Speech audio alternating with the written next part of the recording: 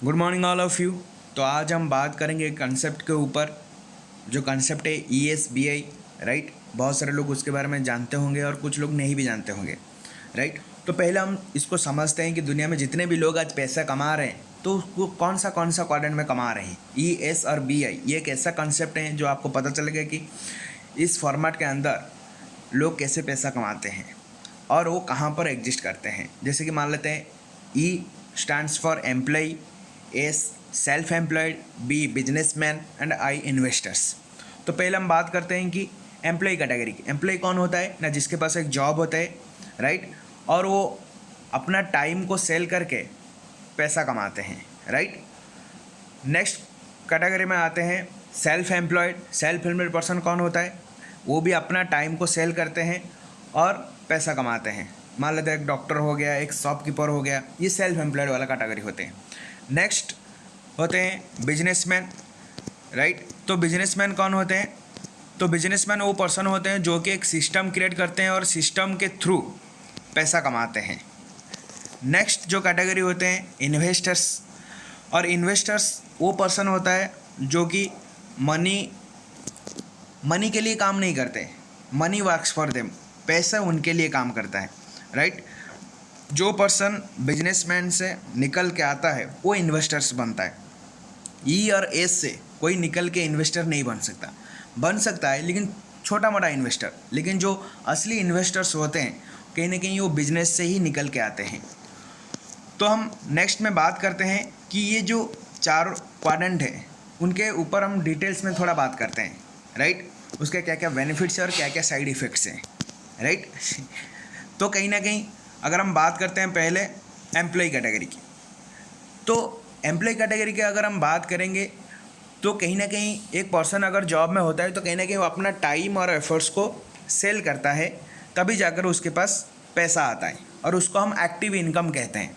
जब तक हम टाइम और एफर्ट देंगे तब तक पैसा आएगा, जब तक हम टाइम और एफर्ट नहीं देंगे तो पैसा नहीं आएगा, राइट। तो उसी तरह अगर हम थोड़ा सा डिटेल्स में बात करें तो एक जॉब के अंदर क्या होता है ना, एक पर्सन टाइम और एफर्ट और हार्डवर्क देता है, राइट। इतने सारा करने के बाद उसको लगता है कि सक्सेसफुल वो हो रहा है, राइट। लेकिन एक्चुअल में जो सक्सेस हो रहा है कहीं ना कहीं उस ऑर्गेनाइजेशन का जो बॉस है वो ही हो रहा है।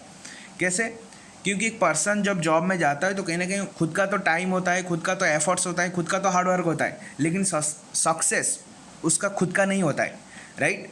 अगर एक पर्सन किसी ऑर्गेनाइजेशन के लिए काम कर रहा है तो कहीं ना कहीं उस ऑर्गेनाइजेशन का टर्नओवर ही बढ़ेगा और ऑर्गेनाइजेशन का तरक्की होगा, उसका कुछ नहीं होगा, उसका थोड़ा सा छोटा सा इम्प्रूवमेंट होगा, क्या, प्रमोशन, राइट। तो कहीं ना कहीं एक जॉब पर्सन जो होता है तो कहीं ना कहीं वो सक्सेसफुल बॉस को ही बनाता है। उसके साथ साथ उसका कुछ टर्म्स एंड कंडीशन भी होता है जो कि बॉस का होता है, उसका खुद का नहीं होता है। जैसे कि कौन सा टाइम में वो काम करेगा, डे शिफ्ट या नाइट शिफ्ट, कौन सा सिटी में काम करेगा, कितना सैलरी में वो काम करेगा, कितना हॉलीडे लेगा, यूनिफॉर्म कौन सा होगा, ये सारी चीज़ें कहीं ना कहीं उस बॉस का होता है। उसके साथ साथ उसके पास कोई फ्रीडम नहीं होता है, राइट। उसके साथ साथ उसका कोई फैमिली सिक्योरिटी भी नहीं होता है। अगर उस जॉब के अंदर उसका कुछ इंसिडेंट हो गया या वो उस दुनिया से चला गया तो उसका कोई गारंटी नहीं है कि वो जहाँ पर जॉब करता था उस ओनर उसको घर में हर महीने 20 से 25 हज़ार भेजेगा, इसका कोई चांस ही नहीं है। तो उसके पास कोई सिक्योरिटी भी नहीं है। तो नेक्स्ट कैटेगरी का हम बात करते हैं जो होता है सेल्फ एम्प्लॉय कैटेगरी। तो सेल्फ एम्प्लॉय कैटेगरी कौन होता है, सेल्फ एम्प्लॉय कैटेगरी जो अपना टाइम और एफर्ट को सेल करके पैसा कमाता है। कहीं ना कहीं ये पर्सन भी एक्टिव इनकम ही जनरेट करता है। और सेल्फ एम्प्लॉयड पर्सन के बारे में अगर थोड़ा सा डिटेल्स में बात करेंगे तो कहीं ना कहीं मान लेते एक शॉपकीपर है और शॉपकीपर ने अपना क्या किया, टाइम दिया, हार्डवर्क दिया, एफर्ट दिया, राइट।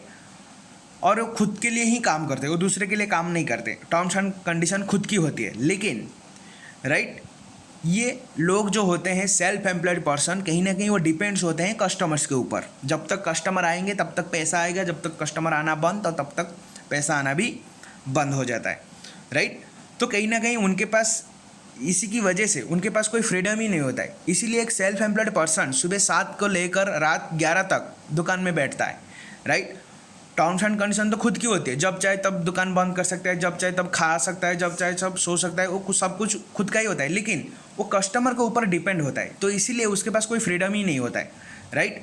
अगर वो दुकान बंद करके भी 5 दिन घूमने के लिए चला गया तो हो सकता है उसका जो कस्टमर है वो दूसरे दुकान में चले जाएंगे, तो कहीं ना कहीं उस डर की वजह से उसके पास कोई फ्रीडम ही नहीं होता है, राइट।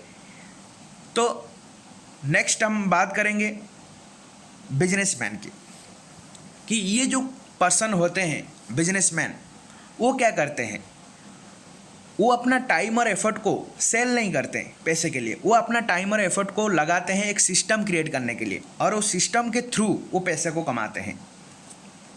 जैसे कि ये एक पर्सन है जिसका नाम है बिल गेट्स, और उनका एक सिस्टम उन्होंने बनाया जिसका नाम है माइक्रोसॉफ्ट, और माइक्रोसॉफ्ट के अंदर आज करीब करीब 1 लाख एम्प्लॉय मान लेते हैं काम करते हैं। अगर हम डिटेल्स में बात करेंगे तो अगर एक पर्सन दिन में अगर 8 से 10 घंटा काम करता है और मिनिमम अगर 30,000 वो कमाता है, 30,000 का उसका सैलरी है, तो कहीं ना कहीं ओनर जो है करीब करीब 60,000 का काम करवाता होगा, तभी जाकर उसको 30,000 देगा, क्योंकि अगर एक पर्सन प्रॉफिट नहीं रखेगा तो बिजनेस क्यों करेगा। तो इसीलिए अगर ओनर प्रॉफिट 30,000 रुपीज़ है, अगर मान लेते हैं 1 लाख लोग काम कर रहे हैं और 1 लाख दिन में 8 घंटे काम कर रहे हैं, तो 8 लाख पर आवर एक दिन में काम हो रहा है, राइट।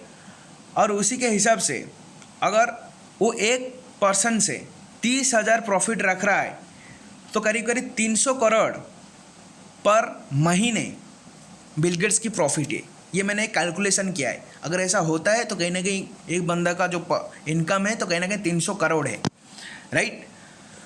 तो आज बिल गेट्स के पास टाइम भी है, मनी भी है और सिक्योरिटी भी है, ये हम सबको पता है। टाइम कहाँ से आया, अगर ये सवाल मैं आपसे पूछता हूँ, टाइम 1 लाख एम्प्लॉय ने उनको दिए जो 8 लाख घंटे काम कर रहे हैं पर डे, तो कहीं ना कहीं वो 1 लाख एम्प्लॉय से तो आए। मनी भी है, यस मनी भी है, मनी कहाँ से आया, तो मनी आया कहीं ना कहीं ये जो 300 करोड़ ये 1 लाख एम्प्लॉय तो उनको बना के दिए, राइट। उसके साथ साथ जो सिक्योरिटी आया 1 लाख एम्प्लॉय भी उनको बना के दिए। अगर वो बिल गेट्स का कुछ हो गया तो भी उसके घर में पैसा आएगा, क्योंकि उन्होंने एक सिस्टम के अंदर एक नेटवर्क बना है। लेकिन ये जो 1 लाख पर्सन है, ना उनके पास टाइम है, ना उनके पास मनी है, ना उनके पास सिक्योरिटी है, राइट। तो कहीं ना कहीं अगर हम देखेंगे ES और BI ये जो कंसेप्ट हैं, दुनिया में 95% लोग E और S में एग्जिस्ट करते हैं, E और S में, राइट। और हम जब सुबह उठते हैं तो कहीं ना कहीं E और S कैटेगरी के पर्सन को हम देखते हैं, B और I हमारा घर आसपास में तो नहीं रहते, राइट। लेकिन 5% दुनिया का जो लोग होते हैं तो कहीं ना कहीं वो B और I में होते हैं। और सबसे इंटरेस्टिंग बात ये है कि दुनिया का 95% पैसा B और I के पास होता है, और दुनिया का 5% पैसा E और S कैटेगरी के अंदर होते हैं। इसीलिए वो खुद के ऊपर कंपटीशन करते हैं, लेकिन BI का जो क्वाड्रेंट में जो पर्सन होते हैं वो खुद का कभी कंपटीशन नहीं करते, क्योंकि उनके 95% दुनिया का जितना भी 95% पैसा दुनिया का उनके पास होता है, राइट। अगर हम देखेंगे तो कहीं ना कहीं अगर हम स्टडी करेंगे तो E और S और B और I में जो लोग हैं, राइट, वो सेम बैकग्राउंड से निकल के आए हैं। ऐसा नहीं है कि जो B और I में है वो पैदा से ही अमीर हैं या उनके बैकग्राउंड बहुत अच्छे थे, ऐसा बिल्कुल भी नहीं है। कहीं ना कहीं वो भी मिडिल क्लास में थे, वो भी पुअर क्लास में थे, वो भी पुअर मिडिल क्लास फैमिली में थे, लेकिन वो आज B और I में ऐसे बेहतरीन तरीके से कैसे आगे बढ़ गए। लेकिन E और S कैटेगरी में इतना सारे लोग क्यों आ गए, क्योंकि ये कुछ चैलेंजेस उनको फेस करना पड़ा, जिसकी वजह से, राइट, B और I कैटेगरी के जो लोग थे उस प्रॉब्लम को चैलेंज में कन्वर्ट कर दिए, और E और S के जो कैटेगरी के जो लोग थे उसको प्रॉब्लम लेकर बैठ गए।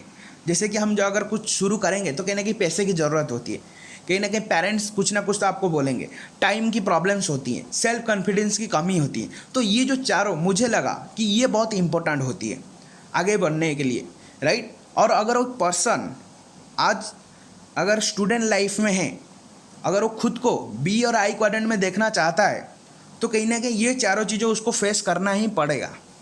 अगर वो उसको प्रॉब्लम लेकर बैठ जाते हैं तो कहीं ना कहीं वो E और S कैटेगरी में जाने वाला है। अगर उसको सॉल्व कर देता है तो कहीं ना कहीं वो B और I क्वाड्रेंट में जाने वाला है। और मैंने जितने भी बिजनेसमैन को देखा है और उनके बारे में पढ़ा है, तो कहीं ना कहीं उन्होंने चारों प्रॉब्लम को सॉल्व ही किए हैं, right. Money problem, parents problem, time problem और सेल्फ कॉन्फिडेंस की प्रॉब्लम, राइट। अगर हम कुछ शुरू करते हैं तो हमको ये चैलेंज आता है कि हम मिडिल क्लास में, हमारे पास पैसा कहीं है कुछ एक्स्ट्रा करने के लिए, या तो हम अगर कुछ करेंगे पढ़ाई के साथ साथ तो पेरेंट्स बोलेंगे कि ये सब करने की कुछ ज़रूरत नहीं है, क्योंकि जॉब में आप तो एम्प्लॉय कैटेगरी के जा सकते हैं या सेल्फ एम्प्लॉयड, बिजनेस कैटेगरी में तो आप नहीं जा सकते, राइट। तो कहीं ना कहीं अगर टाइम की प्रॉब्लम भी होती है, राइट। हम ये भी बोल देते हैं कुछ एक्स्ट्रा करने के लिए हमारे पास टाइम ही नहीं है, सेल्फ कॉन्फिडेंस नहीं आ रहा है कि मैं भी इतना बड़ा कुछ कर सकता हूँ, तो उसकी वजह से कहीं ना कहीं हम उसको प्रॉब्लम लेकर बैठ जाते हैं, इसलिए हम ई और एस में फंस जाते हैं, कभी भी हम बी और आई क्वाड्रेंट में नहीं जा सके। तो इसीलिए अगर उसको हम चैलेंज की फॉर्मेट में देखें तो उसको हम सॉल्व कर सकते हैं, राइट। नेक्स्ट अगर मैं बात करूं तो यू हैव टू चॉइस। मैं थोड़ा सा एग्जाम्पल के साथ बताता हूं कि अगर आपके पास 2 चांस है आप दिल्ली जा सके, एक है आपके पास बाइक है और एक है आपके पास एक फ़्लाइट है, तो आप किससे जाना पसंद करेंगे? आप डेफिनेटली बोलेंगे मैं फ़्लाइट से जाऊँगा। बाइक से क्यों नहीं जाएंगे? क्योंकि बाइक से टाइम लगेगा, पैसा ज़्यादा लगेगा, राइट। उसके साथ साथ थकान भी होगा, क्योंकि यहाँ से अगर मान लेते हैं 2000 किलोमीटर किसका होगा, क्या 1500 किलोमीटर होगा, तो कहीं ना कहीं इतना दूर अगर ट्रैवल करेंगे तो कहीं ना कहीं थकान भी लगेगा बाइक। लेकिन प्लेन से जाएंगे तो क्या क्या सेव होगा? टाइम सेव होगा, मनी सेव होगा, एनर्जी भी सेव होगा।